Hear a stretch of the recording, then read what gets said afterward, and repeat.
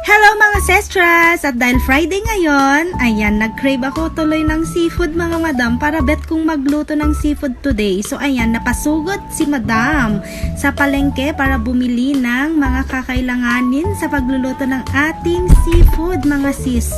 Ayan, for the go, ayan mga madam. Nung nasa palengke na ako mga sis, naghahanap po tayo. Ayan, napadaan po ako sa may karnehan. Ayan, kumaway pa si kuya. Thank you kuya sa pagkaway.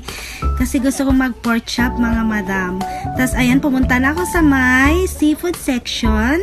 Tignan nyo naman mga sis, kahit hapon nang dami pa ring tao dito sa palengke mga madam. Ay, for the go! Eh, naghahanap ako ng squid mga madam.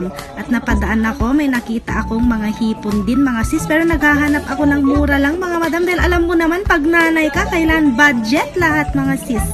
So ayan, tawad-tawad lang mga madam. Ayan, nung may makita akong fresh na squid mga sis, ayan, kinuha ko na. Binili ko na mga sis. At yan, nung naluto na mga madam, super yummy yan mga madam.